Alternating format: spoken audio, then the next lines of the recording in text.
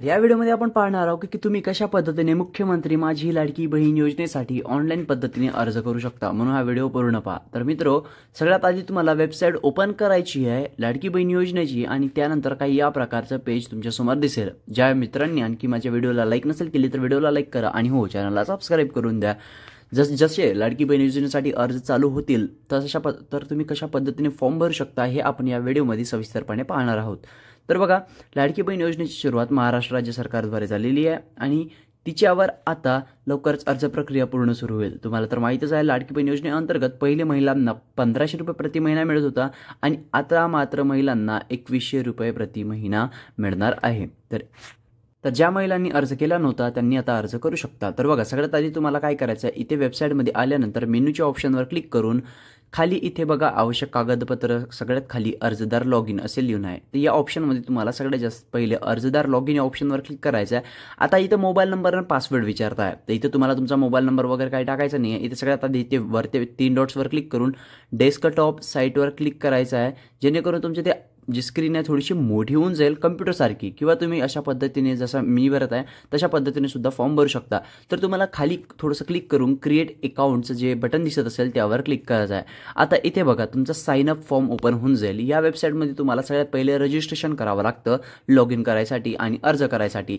तर इथे तुम्हाला महिलेचं पूर्ण नाव आणि मोबाईल नंबर द्यायचा आहे आणि जे तुमचं नाव आहे ते आधार कार्डवर ज्या पद्धतीनं दिलेलं आहे तेच द्यायचं आहे आणि मोबाईल नंबरसुद्धा आधार कार्डसोबत लिंक असलेला द्यायचा आहे। तर बघा, काही या पद्धतीने तुम्हाला इथे माहिती द्यायची आहे। तुमचं नाव आधार कार्डवर जसं आहे तसं आधार कार्डसोबत असलेला लिंक मोबाईल नंबर, त्यानंतर तुम्ही पासवर्डच्या जागेवर PAS@1234 अशा टाईपमध्ये पासवर्ड द्या जसा मी दिलेला आहे, कारण इथे एक अक्षर कॅपिटलमध्ये पाहिजे, बाकीचे स्मॉलमध्ये पाहिजे, एक स्पेशल कॅरेक्टर पाहिजे आणि नंबर्स पाहिजे, तेव्हाच पासवर्ड आहे। त्यानंतर तुम्हाला इथे तुमचा जिल्हा तालुका वगैरे पूर्ण असं सिलेक्ट करायचा आहे। जे तुमच्या आधार कार्डवर राहील तोच जिल्हा तुम्हाला सिलेक्ट करायचा, कारण काही महिलांचा लग्नाच्या तालुका जिल्हा वेगळा असते, लग्नाच्या नंतर तो तालुका जिल्हा जो आहे वेगळा असतो, म्हणून तुम्हाला तुमच्या लग्नाच्या झालं असेल तरी तुमचं जे आधार कार्डवर माहिती आहे तेच भरायची आहे। लग्नाच्या आधीची माहिती असली तरी चालते, काही हरकत नाही, पण तुम्हाला सगळी माहिती आधार कार्डवरचीच भरावी लागेल। त्यानंतर तुम्हाला तुमचे जे समजून घ्या महानगरपालिका असेल, नगर परिषद असेल, नगर निगम असेल, त्याचं जे आहे विभाग जो राहील तो सिलेक्ट करायचा, जसं अहमदनगर म्युन्सिपल कॉर्पोरेशन, देवडी प्रावरा, कोपरगाव, पराडी, अशा प्रकारे इथे सगळ्या प्रकारचे जे आहे ना म्युन्सिपल काउन्सिल्स असे दिलेले आहे, यातील तुम्हाला तुमची सिलेक्ट करायची नसेल तर नॉट ॲप्लिकेबलवर क्लिक करून घ्यायचे जर तुमच्या जिल्ह्याला नसेल तर।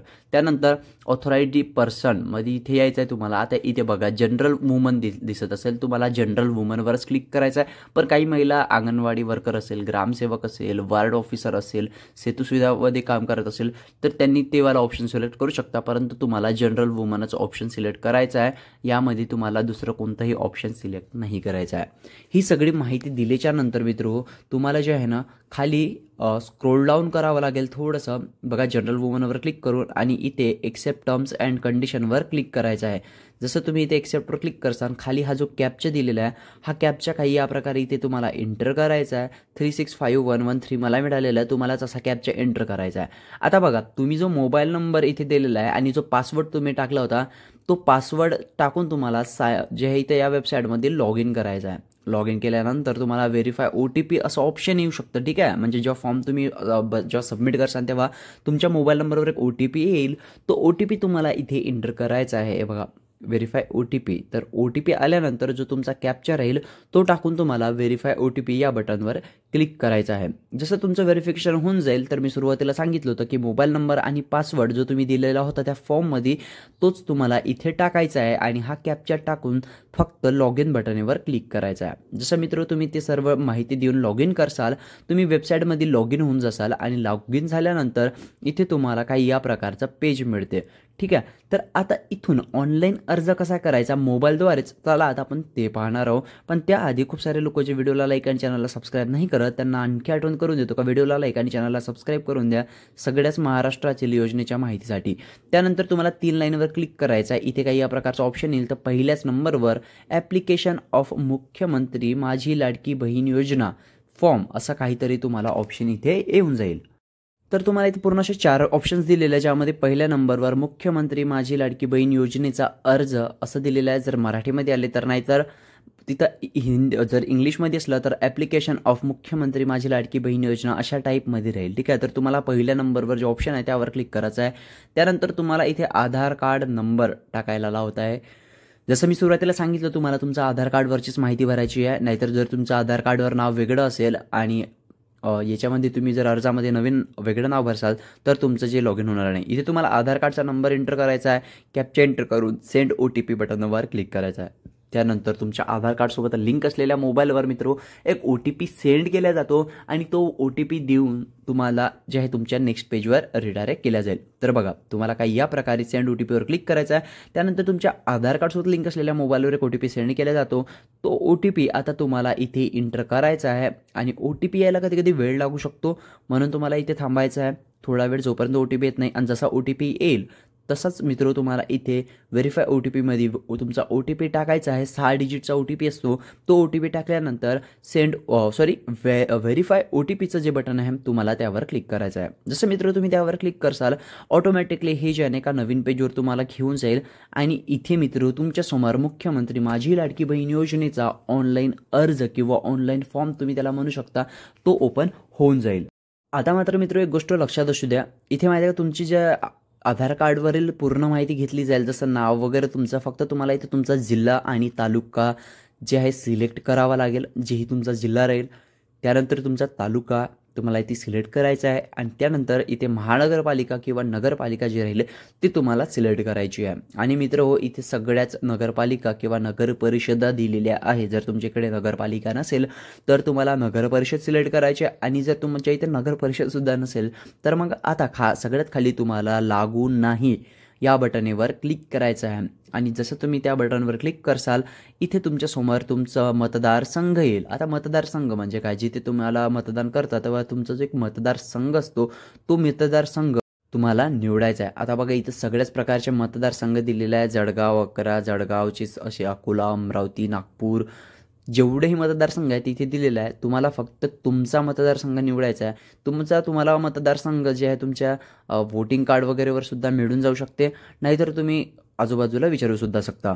तर मतदारसंघात टाकल्यानंतर तुम्हाला मोबाईल नंबरचा ऑप्शन येत असेल. इथे तुम्हाला तुमच्या आधार कार्डसोबत लिंक असलेला मोबाईल नंबर टाकायचा आहे आणि त्यानंतर खाली तुम्हाला एक ऑप्शन दिसत असेल, शासनाच्या इतर विभागामार्फत राबविण्यात येणाऱ्या आर्थिक योजनेचा लाभ घेत आहात का. तर मित्र, इथे जर तुम्ही अजून कोणत्या राज्य किंवा केंद्र सरकारच्या योजनेचा लाभ घेत असेल तर ते तुम्हाला होय म्हणून सिलेक्ट करायचं आहे आणि कोणत्याच योजनेचा लाभ नसेल घेत तर नाही म्हणून सिलेक्ट करायचं आहे. त्यानंतर इथे तुम्हाला बँकेचं पूर्ण नाव टाकायचं आहे. तुमच्या बँक खाता धारकाचं नाव म्हणजे ज्या महिलेचं नाव आहे बँक अकाउंटवर ते टाकायचं आहे. आणि हो, महिलाचंच अकाउंट असलं पाहिजे, जॉईंट अकाउंट नसलं पाहिजे. सोबतच आधार कार्डसोबत तुमचं बँक खातं लिंक असलं पाहिजे. ह्या गोष्टी मात्र लक्षात असू द्या. त्यानंतर बँक अकाउंट नंबर, त्याचे बँक अकाउंट नंबर व्हेरिफिकेशनसाठी पुन्हा 2 वेळा तुम्हाला बँक अकाउंट नंबर टाकावा लागतो आणि त्यानंतर IFSC कोड टाकावा लागतो. हे सगळं माहिती झाल्यानंतर आपले बँक खाते आधार कार्डसोबत जोडले आहेत का, तर इथे मित्र तुम्हाला होय करायचं आहे. जर लिंक नसेल तर तुम्ही लिंक करू शकता. कसा करायचं आहे त्यावर ऑलरेडी आपण व्हिडिओ बनवलेल्या चॅनलवर मिळून जाईल. त्यानंतर तुम्हाला इथे डॉक्युमेंट्स अपलोड करायचे आहे. डॉक्युमेंट्स अपलोड करताना मात्र गोष्ट लक्षात असू द्या, सगळ्यात आधी तुम्हाला जन्म प्रमाणपत्र असेल तर अधिवासची गरज नाही, शाळा सोडल्या दाखल्याची गरज नाही आहे आणि राशन कार्डची सुद्धा गरज नाही आहे. जर तुमच्याकडे जन्माचा दाखला असेल तर मित्र तुम्हाला इथे जन्माचा दाखलासुद्धा अपलोड करता येतो. सोबतच तुमच्याकडे राशन कार्ड आहे का, तर जर तुमच्याकडे राशन कार्ड असेल तर होयवर क्लिक करायचं आहे. आणि जेव्हा तुम्ही राशन कार्ड अपलोड करसाल तर मित्र हो, मागील आणि पुढील दोन्ही बाजूचा फोटो एडिट करून तुम्हाला इथे अपलोड करायचा आहे. तसं तर तुम्हाला इथे ऑप्शन मिळून जाईल मागच्या साईडचं आणि पुढच्या साईडचं जे आहे राशन कार्ड. त्यानंतर मात्र तुम्हाला फक्त 2 कागदपत्र जे आहे जोडावे लागेल. ते आहे अर्जदाराचा हमीपत्र. आता हमीपत्र तुम्हाला कुठून मिळेल, कुठून डाउनलोड करता येईल ते सुद्धा मी ऑलरेडी त्यावर व्हिडिओ बनवलेला आहे. पण तुम्हाला याच वेबसाईटमध्ये बघा डाउनलोडचं कसं, जिथं अर्जदार हमीपत्र हस्ताक्षर करून अपलोड करायच्या बाजूला डाउनलोड बनवून पिवळ्या कलरचं बटन दिसत असेल, जसं तुम्ही त्यावर क्लिक करसाल काही या प्रकारचं हे हमीपत्र येऊन जाईल.